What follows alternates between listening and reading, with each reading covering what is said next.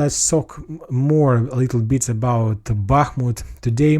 As I told you, when talking about the structure, military structure of Ukrainian army or authorities, military authorities, there is the most important person is Zelensky. He's the president and he's the head of Ukrainian army, and also there is the head of general staff Zaluzhny, and there is a third person is the head of infantry army of Ukraine, Syrsky, and Syrsky is responsible for defense operation of Bakhmut, and this is the person who we're asking Zelensky and Zaluzhny to give him more and more reserves to protect, to defend Bakhmut.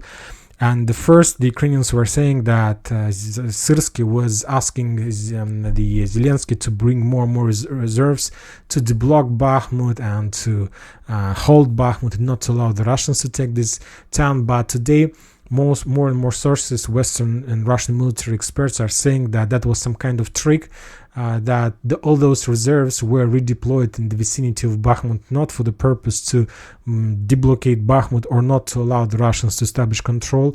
The real reason of that redeployment was that Syrsky and the Ukrainian military authorities, maybe the Western as well, took a decision to give the Russians a general battle in the vicinity of Bakhmut. And Syrsky reported that they will start or deblocate a general battle from their side within the next week, somewhere at the beginning of the next week. I expected that he would start this operation this week, but he didn't do this, maybe because of the weather, maybe because of the poor quality of the ground and so on.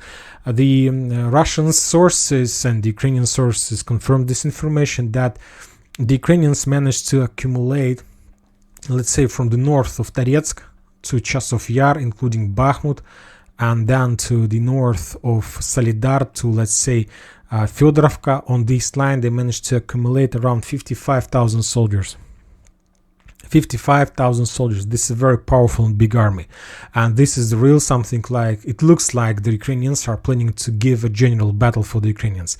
And as we discussed, the Ukrainians are planning to attack using three directions. First, from the south, the second one from the west north, and the third one is from the west. So three attacks: Sever's group, Slavian's group, and New York Toretsk group. And to tell the truth, if you ask me, I'll give you my opinion. I don't believe this operation. I'm just discussing this operation with you because this is the topic for today that a lot of experts discussing. But if you ask me, I see that this is suicide operation from the Ukrainian side.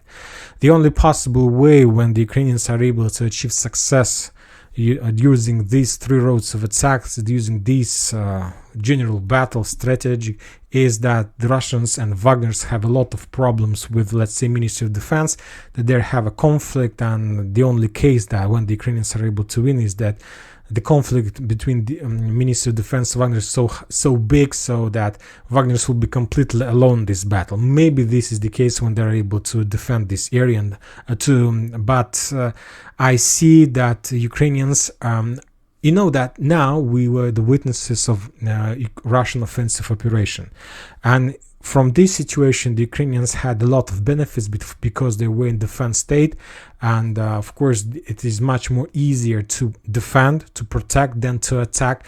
But when talking about the current situation, there is an upcoming general battle. The Ukrainians accumulated a lot of forces, but now the Ukrainians is the army that will be in offensive state. Now the Ukrainians will attack, not the Russians. So this is the problem. If we were talking about this general battle and the Russians were attacking, it was a completely different situation. But now the Ukrainians are going to attack.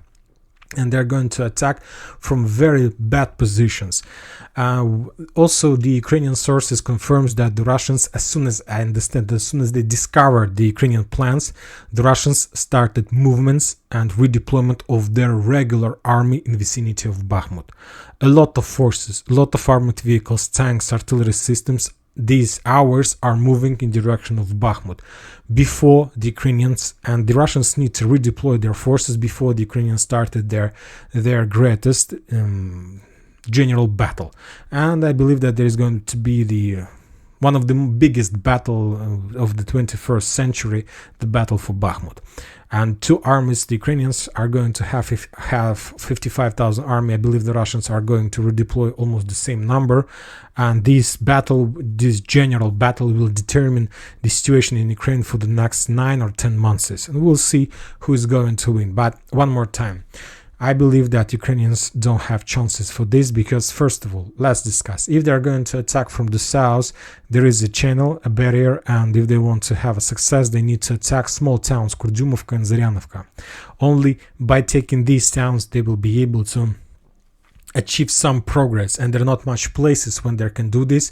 These are very short places. There are no roads, just the fields, and this is suicide operation. I believe so. When talking about the north, the same picture. There is a channel on the west and the river on the north, and there are very short distance that Ukrainians are able to use for attack. So that means that they will be also under complete fire control, and they will have a lot of losses during this attack. And the third operation from the south, from Siversk to the south in direction of, let's say, Popasne.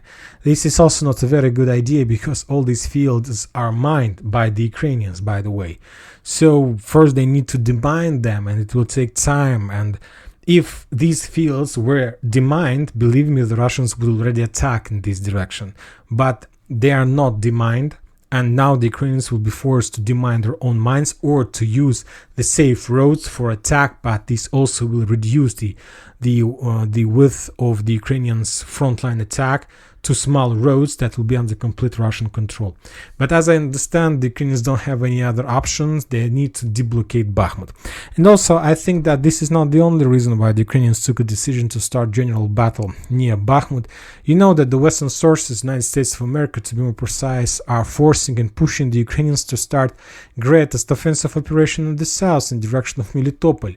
And this is going to be complete suicide operation, and no matter how many forces the Ukrainians are able to collect in Zaporizhzhia, there are 3 lines of defense the Russians managed to build.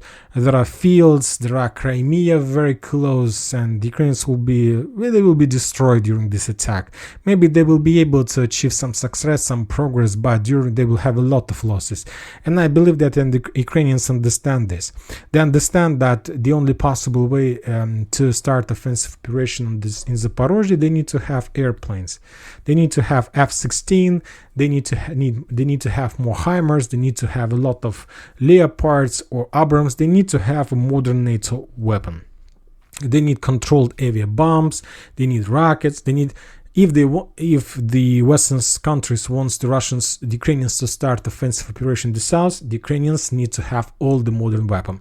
But the Ukrainians don't have anything. So that's why the Ukrainians understand that if they give a general battle in Bakhmut, and even if they lose the battle for Bakhmut, I believe that they are able to reduce some Russian forces. They will be reduced as well, very much reduced. But this battle will allow the Ukrainians not to start offensive operation in the south because of heavy losses, and they will be able to use this as an argument in negotiation process with the Western countries, with the vendors, that they are no longer able to start because they had a lot of losses during Bakhmut. So, and if we compare these two operations, of course, the Ukrainians understand that the losses in the vicinity of Bakhmut will be lower than the losses in Zaporizhzhia front line. So they're controlled by the Western countries, the Ukrainians, but they're not stupid. They understand how many losses they can have in Zaporizhzhia, how many losses they can have near Bakhmut, and what is the best solution for now to win more time, to prepare to get more Western weapon, and for now the battle for Bakhmut is the best solution for them. Furthermore, don't forget that Ukrainians have just completed the training process of a very powerful army that were trained in the Western countries, in Ukraine as well, and it is not a good, smart idea to send these forces right exactly in offensive operation in Zaporizhzhia. First of all, you need to start from the small thing, because this is the very greatest offensive operation, and this entire army can be destroyed by just for 1 week. So before doing this, they need to train, and they need to get some. This army need to get some experience on the ground, real experience, but this should be not a very big battle, but the smallest Bakhmut. Bakhmut is not a small battle, of course, but in comparison with the Zaporizhzhia offensive operation, this operation is less. And this is the best place where these forces can get experience, and after that the Ukrainians will be able to start offensive operation in Zaporizhzhia. So this battle is very important for both sides, and for the Ukrainians and for the Russians. But I'll repeat one more time, I believe that the Ukrainians will be defeated in this area. But let's see, maybe I'm wrong.